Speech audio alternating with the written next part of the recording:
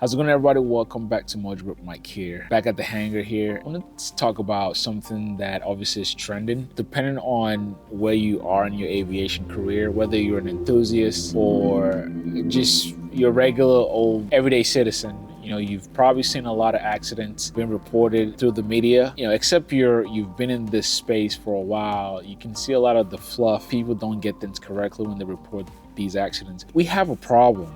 Let's start with that. We have a problem that is not talked about nearly enough.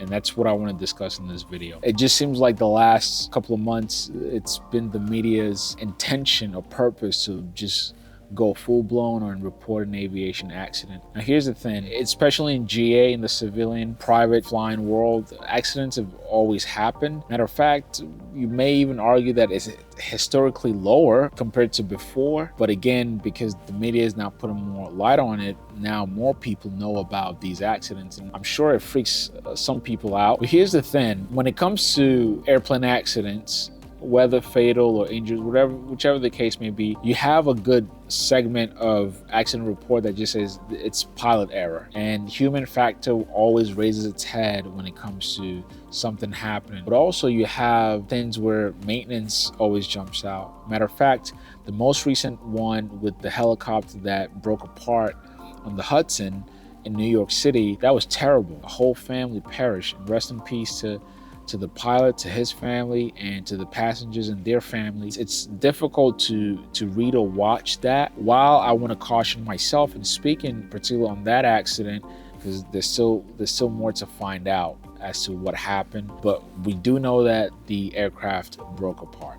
There is that. There was just a day before or after that accident, another accident. This was also in New York, or upstate New York. A whole family also perished in that accident. From what I'm hearing, and I could be wrong, I'm gonna confirm again, reports are still coming out, could be also mechanical failure here. I can read so many aviation accidents that has to do with maintenance. For AP mechanics, these are the people who fix our airplanes. They carry a lot of responsibility. I've spoken to a few, and maybe I will even make a video about this. I actually think it's important to make a video to talk to them from their standpoint. In a way, some of them have fears about doing their job because of the responsibility that it comes with, because a simple screw up can turn into something very tragic. Matter of fact, we almost picked up a Seneca twin sometime last year, and the story of that twin had a nose landing gear failure. Basically, they had to crash land the airplane. It had a prop strike, all that. Nobody died, right? But in another scenario, a simple thing like that could have killed somebody. And the cause of that accident? Whoever worked on the airplane, the screw, they either used the wrong screw for the nose gear, or they had it flipped the other way. Something that simple, where now when the nose gear was supposed to come down, it couldn't because the screw was in the way. From a pilot standpoint, you can look at them like, man, that's something simple. Do your job, do it diligently. But for a mechanic, here's what I'll say. What I've seen even more recently is that mechanics around the country are overwhelmed. You think we have a pilot shortage? Guess which problem we don't even talk about? Our mechanic shortage. We have a huge hole, a huge deficit when it comes to A&P mechanics. I honestly think that it's now becoming an issue with safety. Let me prove my point. When you look at some of these accidents, especially if it has to do with maintenance issue. Right now, if you own an airplane, or you operate or know somebody who owns an airplane, and they want to get even your regular inspection done, as aircraft owners, you're supposed to have at least an annual. That's a mandate for all airplanes. You need to have an annual, which is done once a year. Just to get an annual done, you go to some of these local airports or fields, you may have one shop. In some cases, there's no mechanic shop. You have maybe within a 50-mile radius where one shop is so overwhelmed with so many airplanes, where two things usually happen. One, you're paying more for that maintenance work. Two, the lead time is long. I know of people who wait 3 months just for their airplane to be seen or worked on, or just fix one simple squawk. My point is,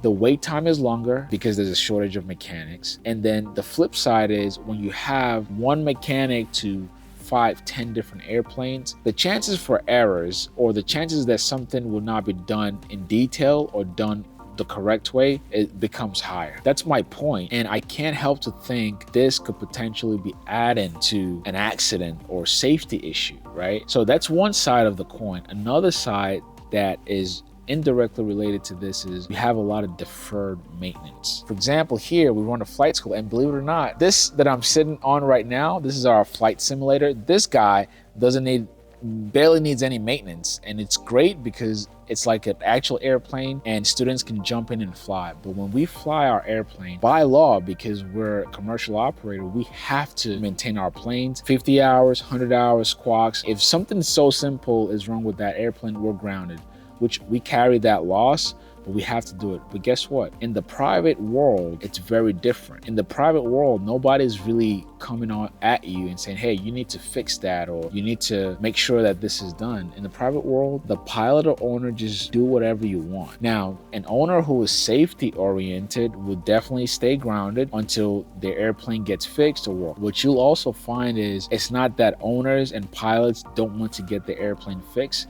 but for the reasons I mentioned before, where one, if you have to go out of your way just to find a shop, and then that shop tells you, well, your plane is not going to be available for another 2 months, or for another 3 months, and you think to yourself, well, the thing that needs to be fixed is just something simple. Even on paper, legally you can fly that airplane, but what you have is one deferred maintenance turn into two, and as you know, or you may know about aviation accident, is that it's always a chain of events. It's never really one thing, especially if it's a maintenance issue. It's never really one thing that leads to an accident.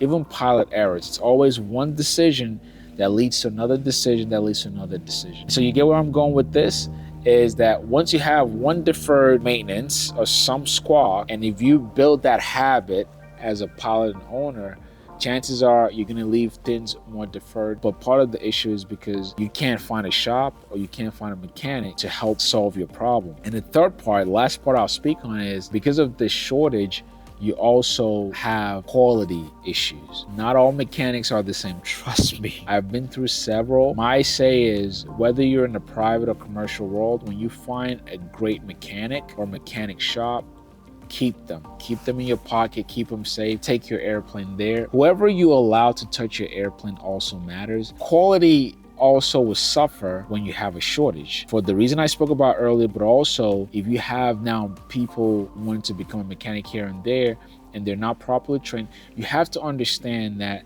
just like within the automotive world, right, you have some shops that are dedicated to maybe European cars, some shops that are dedicated to either Japanese cars or American or GM cars. Similarly goes for airplanes. Even though in GA, you have a Lycoming or Continental, right? But every single airplane make and model has its own kinks. If you take your plane to, say, a regular shop and they don't really work on your make and model, the chances of them doing something not the right way or something wrong is also higher, right? Say you fly a Baron 55 or Baron 58, or say a Cessna 310. Ideally, you want to take your plane to somebody who knows very much or very well about that airplane. If you take it to just anyone, they may screw something up, and that, my friend, could lead to an accident.